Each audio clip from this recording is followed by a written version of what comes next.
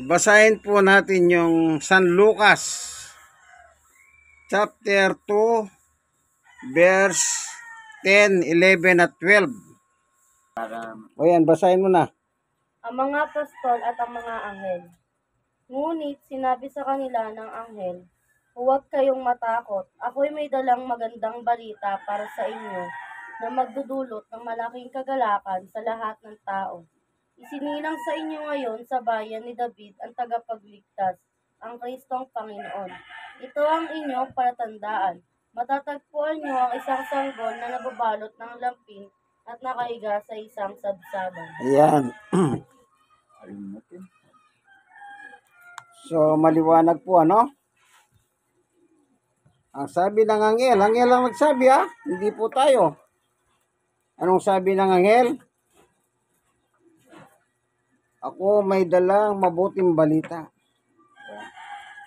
Sa nangyayari sa ating paligid ngayon, may magandang balita na papanood natin sa news, sa national at saka international news. At mayroong masamang balita rin po na papanood natin sa social media. Lalo na ngayon, ang social media, katakot-takot na mga vloggers, content creator, kung ano na, is about politics. Kaya yung mga taong bayan, hindi na alam ang gagawin dahil po sa ganyan nangyayari sa atin. Kaya ang magandang balita ng Biblia ay walang iba kundi yung kapanganakan ng ating Panginoong Hesukristo. Ito po yung dinalang balita na maganda ng mga angel sa panahon na yan. Anong sabi nila? Huwag kayong matakot. Ngayon po, yung nangyayari sa abroad, nakakatakot. Bakit ko po nasabi nakakatakot? Nangyayari ka na, ngayon, sa ngayon, giyera. Kaya sabi nga po ng mga kapwa natin Pilipino, kasalukuyan sila namamahinga, biglang umaalingaw yung sirena. Diyan ang kasunod, malalakas na pagbomba. Nakakatakot. Hindi mo alam kung saan pupunta yung bomba. Alam niyo po, yung buhay natin, sabi nga nila, wala pa naman ako sa Pilipinas. Sipin mo, pag doon ka na bomba, hindi mo na makikita ang pamilya mo rito. Baka hindi ka na din nila makita kung masisentruhan kayo ng mga bomba. Madudurog ka, kaibigan. Ano po? Yan ang masamang balitang nangyayari sa ating paligid. Yung digmahan. Wala pong pinipili ang bala pag pinalipat po yung mga missiles. Kung saan pupunta yan, wala pong isip yun eh. Kahit minomonitor yun, kontrolado yun. Sabi nila, pero hindi lahat kontrolado. Kaya sabi ng Biblia, huwag kayong matakot. Ako'y may dalang mabuting balita para sa inyo na magdudulot ng malaking kagalakan sa lahat ng tao. Kapag nag-abroad ka, nagpapadala ka sa Pilipinas, galak na galak yung pinadadalan mo. Paano kung madisgrasya ka sa abroad? Wala nang galak na mararamdaman ang pamilya mo dito. Lalo na kung ikaw po yung breadwinner. Kaya tayo po, dapat tayong magalak dito. Saan tayo magalak? Merong isinilang. Sino yung isinilang? Si Jesus na tagapagligtas. Yan po ang dapat nating kagalakan. Yung merong kaligtasan. Ano sabi? Sapagkat isinilang ngayon sa bayan ni David ang inyong tagapagligtas, ang Kristong Panginoon. Alam niyo po, nung magatas po si Jesus Christ ng mga alagad niya, dito pa rin sa libro ng Lucas, tignan po natin anong sabi ni Jesus doon sa nung magtalaga po siya ng 72 katao, 72 na hinatado niyang dala-dalawa. Okay? Yung babasahin mo ngayon, Tatay Ogos, Lucas pa rin, chapter 10, verse 17, 18, 19, 20. Yan. Ah, dito po natin makikita, 17 po. opo, 17, 18, 19, 20. Yan. Dito naman natin makikita ang sinabi ng Panginoong Yesus, magalak kayo. Oh, hindi dahil napasuko ninyo ang mga demonyo, kundi magalak kayo na pangalan nyo nakatala sa aklat ng buhay sa langit.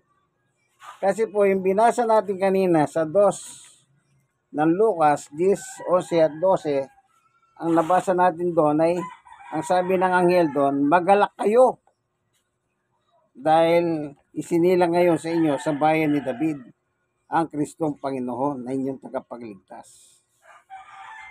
Yun ang maganda. Pero yung mga bad news yung nangyayari ngayon, nakakatakot. Hindi po ba gera? Hindi lang gera. Ano pa? 17.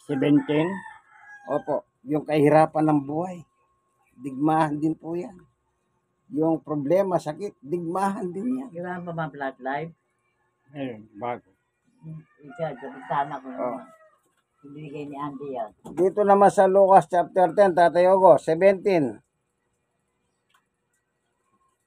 Lucas chapter 10. Ano sa bintana, ibigay ni Andy yan, kulay asul na blood life. 10, 17, 18, 19, 20. Opo, ibasa po yun. 72 ay ibang Sa sa 17, Tatay Ogos, no? Simula mo sa 17, ha? Chapter 10, verse 17. 18, 19, 20. Ano po yan eh? Ang tinitignan ninyo, o sige po, basahin nyo ngayon. masaya. Umalik ang 72. Inuulat nila, Panginoon, kahit po ang mga demonyo ay napasunod namin dahil sa kapangyarihan ng iyong pangalan.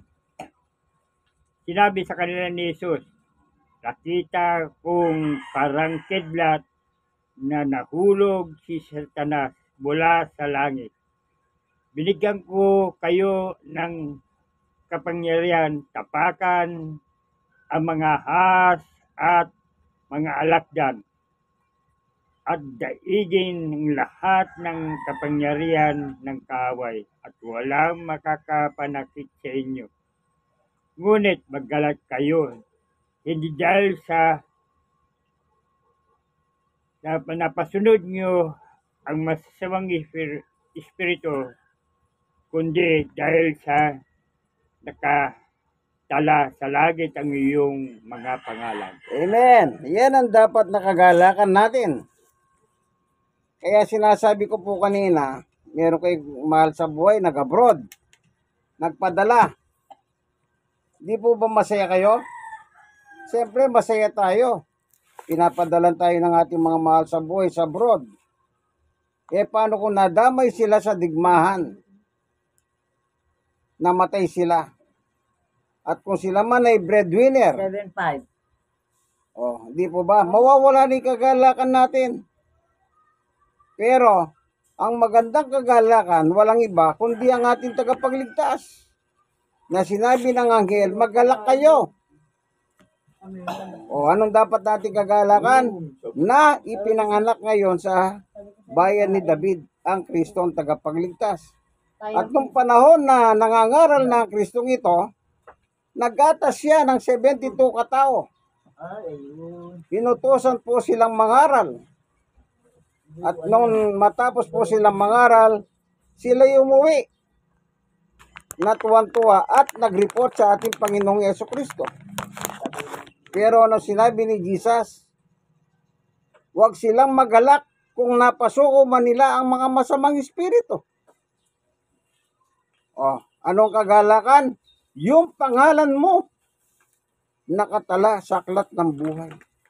Alam niyo po, yung buhay dito sa lupa, mayaman, mahirap, maputi, mahitik, kung ano man ang sitwasyon mo dito sa may karamdaman, walang sakit. Lahat naman po tayo, pare-parehong tao lang, nilalang ng Diyos.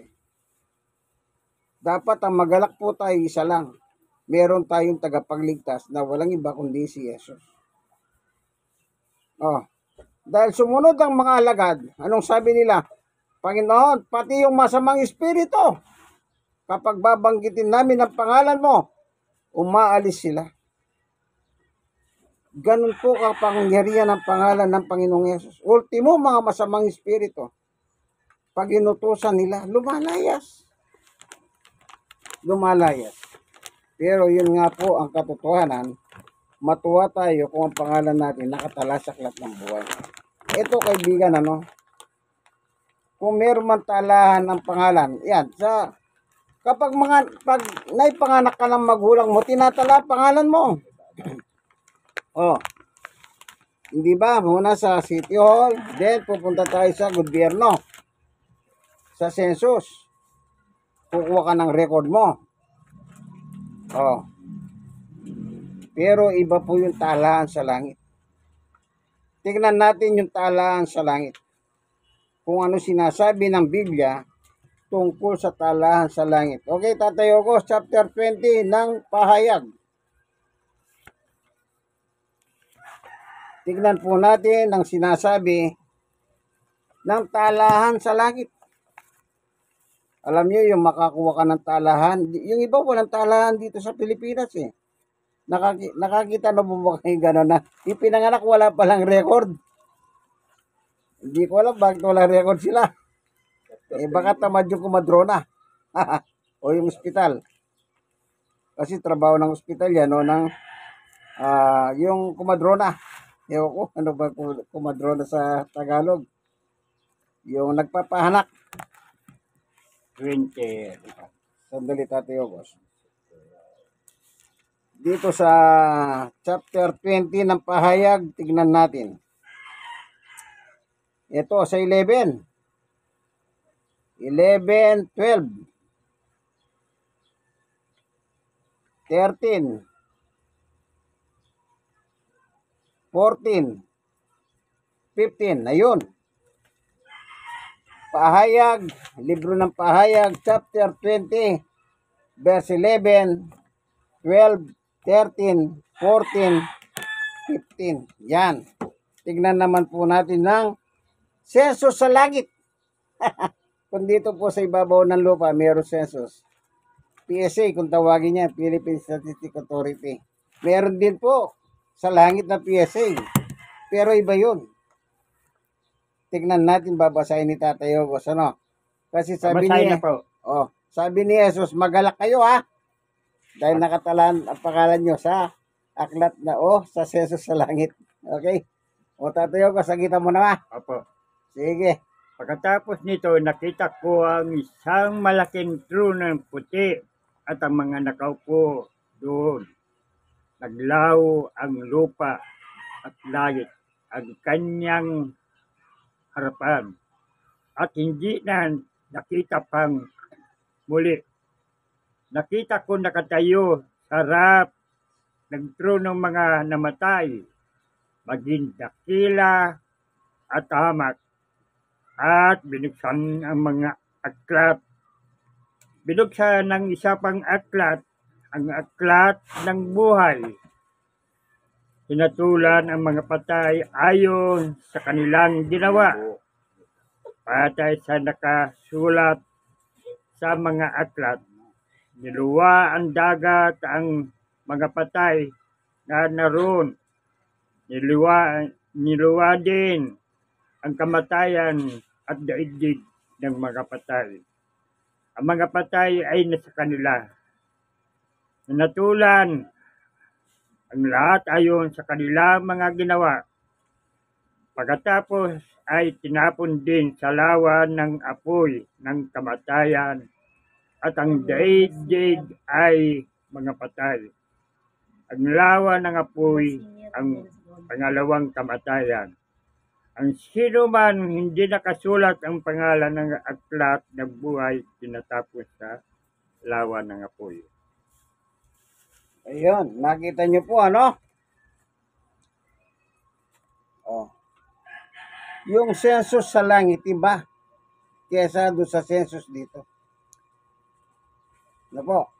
May census tayo dito sa munisipyo, meron tayong census dito sa national.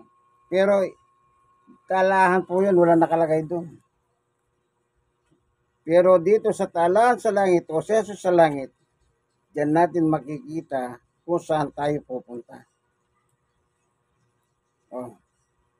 Kaya yan dapat ang ikagalak natin, sabi ni Jesus. Hindi dahil napasuko ninyo ang mga masamang espiritu, kundi nakatala sa langit ang inyong pangalan. Alam niyo po, sabi ko nga sa inyo, magandang mag-abroad.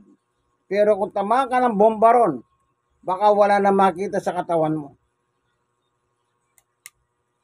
Mas maganda ang malaman mo ang pangalan mo nakatala sa aklat ng buhay. Dito po pinakita ng kasulatan, lahat ng namatay, ginatulan ayon sa kanilang ginawa. Yung ginawa ng katawan natin habang nabubuhay tayo dito sa ibabaw ng lupa, yan ang gagamitin ng Diyos. Itinatala ng Diyos doon sa senso sa langit, araw-araw. Hanggang mamatay po tayo. Isipin nyo po yan. Ang daming aklat binuksan nila eh. Oh. Yan ang gagamitin ng Diyos. So pag hindi ka sumunod sa Diyos, bubuksan ang aklat. Ang sabi ng sensus, doon ka sa apoy ng impyerno. Oh. Dito, kukuha ka ng sensus, wala nakalagay doon. Basta nakalagay pangalan mo, taga-saan ka, edad mo, nanay mo, tatay mo.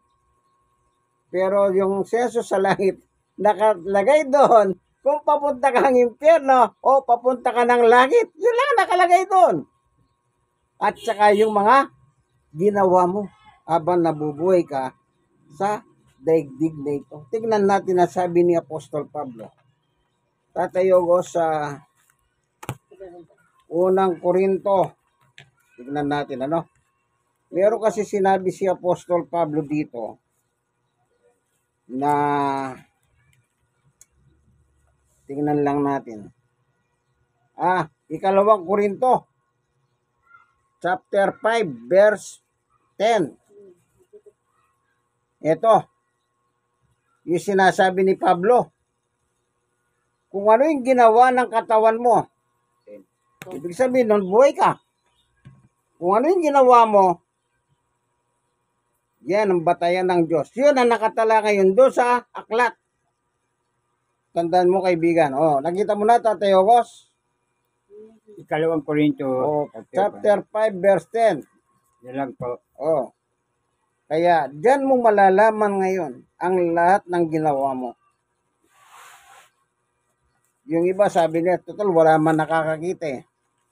Sa tingin mo wala nakakakita. Bakit nakatala sa langit yung ginawa mo? Ibig sabihin may nakakakita.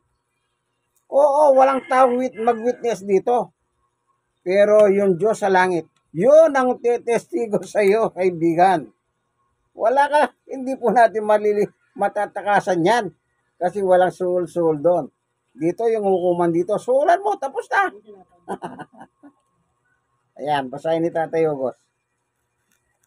Kapitulo 5, talatang Yes. 10. Sapagkat ang lahat kayo haharap sa hukuman ni Kristo at tatanggap ng nararapat ayon sa atin mga gawa, mabuti o masama, ng tayo'y nabubuhay pa sa katawan nito. Amen. Kita niyo po, habang tayo nabubuhay sa katawang ito. Kaya wala tayong takas, kaibigan. Baka kala nyo, kahit na maliit na bagay po ang ginawa mo, sa tingin mo, wala nakakita. Kita sa Halimbawa, ginawa mo yung gabi.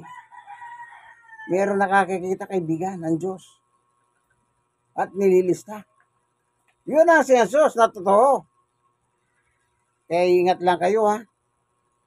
Baka yung ginagawa ninyo, kala nyo ko, perfect crime. Kanta ka lang. Lahat po tayo aharap kay Kristo. Ayan ang sabi ni Pablo. Ang hukuman sa langit, si Kristo ang judge. Oh. Alam nyo dito sa lupa, pag sinabi ng judge, walang kasalanan yan. Pag pinalo na yung martilyo, 3, walang kasalanan. Kahit na mayroong kasalanan. Ganyan po ang ustisya dito sa lupa. Sabi nila, pag mayaman, alam niyo mayaman. Alam niyo po, kaya nakakasama ng loob lang. Ano sabi nila? Yung batas para sa maihirap lamang, hindi sa mayaman. Bakit po? Isipin mo, nagnakaw ka lang ng tinapay sa grocery. Nakita ka sa CCTV yan, magnanakaw. Ikukulong ka na. Samantalang yung politiko, bilyon ang ninakaw. Wala daw ninakaw, sabi ng judge. Kita nyo po, yan ang reality. Kaya tayo po bilang mga citizen ng lupa, isuko na po ang buhay natin sa Diyos. Ayan na natin yung gumagawa ng kalokohan na ganyan. Total naman, kanya-kanya tayong harap sa langit eh. Kanya lang, ito nga lang ang ano. Limbawa, hindi mo na sila makikita na inusgahan sila ng Diyos. Bakit? Wala naman tayo ng ano eh. Yung isip natin dito, hindi na natin isip sa langit yun, kaibigan. Lahat ng ginawa natin dito sa isip natin, nakaimbak. Hindi ba pagka dito nabubuhay ka? Yung mga 10 taon na nakalipas, di ba naisip mo pa? Itong kapitbahay ko ito yung nagwalang iya sa akin eh. Gagantihan mo. Pagdating sa langit, wala ka ng ganyang kaisipan. Hindi mo na ito, walang iya to, hindi na. Kaya hindi na natin mararamdaman pa yung galit natin doon. Tandaan nyo po yan.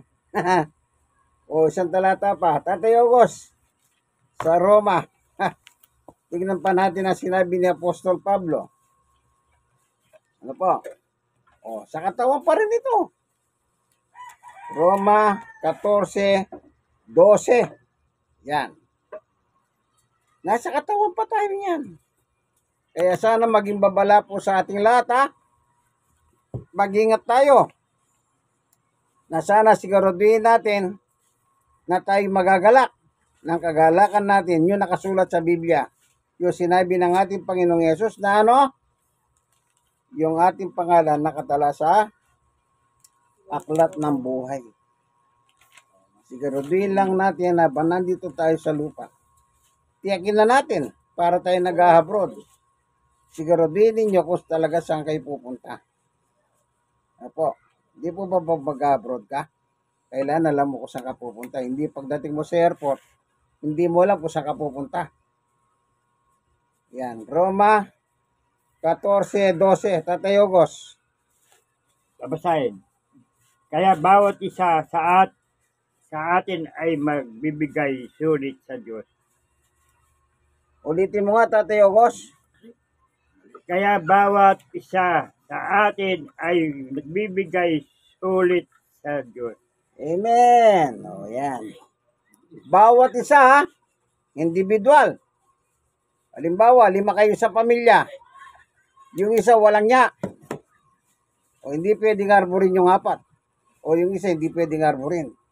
Ganun po. Bawat isa sabi niya. Per individual. Lagi niyo pong tatandaan yan.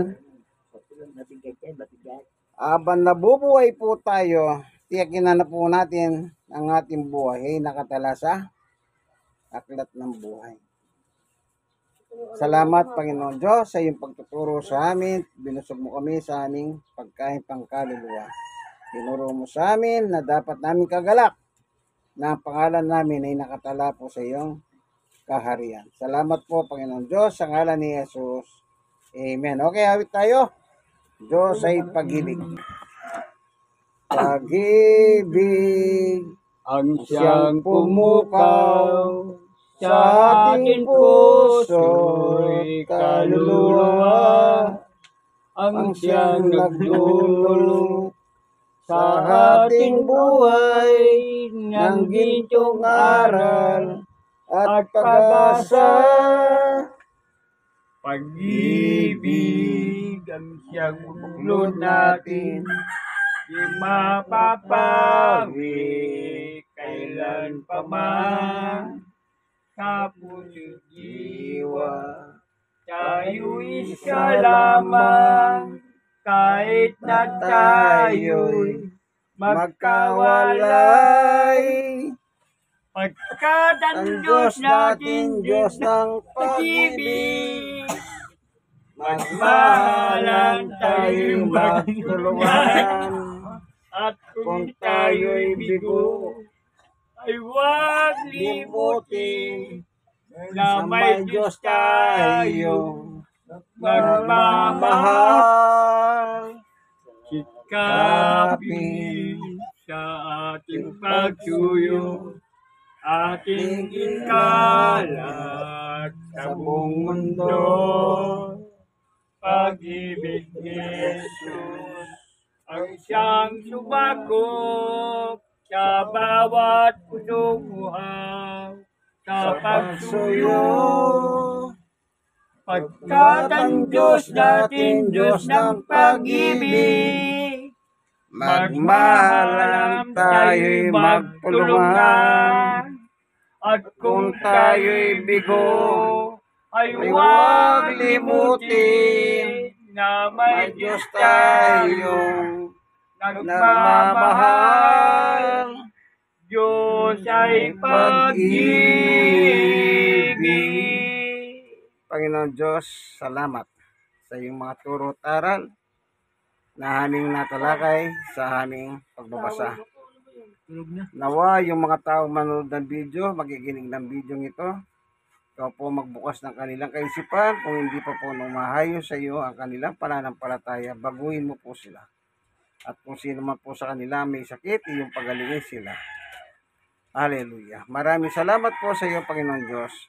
Sa ngalan ni Jesus, pagpalain mo po ang tahanang ito ni Tatay Hogos at Nanay Claring Garan. Ang kanila pong mga anak, manugang at mga hapo. San man dako sila tumutuloy o umuwi, patuloy na gabayan mo po ang bawat isa sa kanila. Ganon din po ang kanilang mga kalusugan. Kung dumarating man ang sari-saring karamdaman, pagalingin mo po sila. At kung dumarating naman ang ibang mga problema, bigyan mo po sila ng comfort o tagahaliw. Salamat po sa iyong walang hanggang kapurihan. Sa ngalan ni Jesus, amen and amen. God is good. All the time. Wala tayong bata.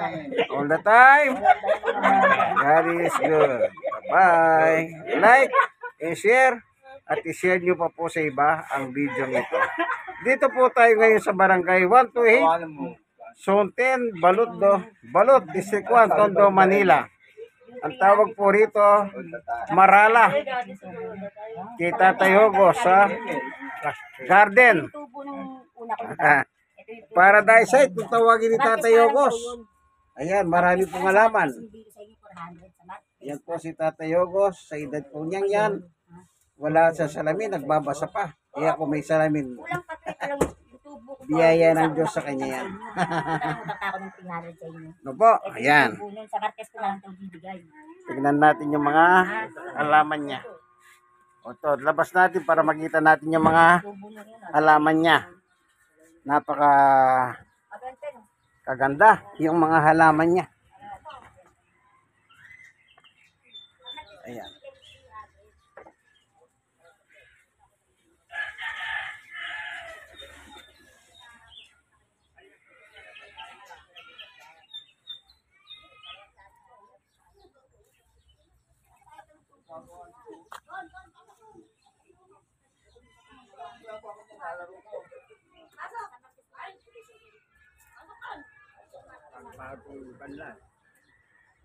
Yung fertilizer yun, sinusunog. Pataba. Ayan si Tatay Hogos. Siya po ang nakausap po dito. sa kanya rin ang galing na kami magkakaroon ng Bible study rito. Kasi doon po kami nagkakilala, 2 taon na po ang nakakaraan. Siya po si Tatay Yogos, kaya maganda ngayon po si Tatay Yogos. Nung makilala ko, inalok ko sa Bible study, hindi niya po inindihan. Sinama niya pa yung kanyang mga anak at apo. Yan po ang dapat tularan natin. Na yung ating mga anak, mga apo, makasama natin sila sa ganitong gawain. Ano yan? Bible study. Opo, sige, hanggang dito na lamang itong video natin dito. Sa Marala. Garden ni Tatay Yogos. God bless us all po. Siya po si Tatay Yogos. Ako naman si Brother Manny Bautista. God bless us all po. Bye-bye. Kaway, Tatay Yogos. Ayan.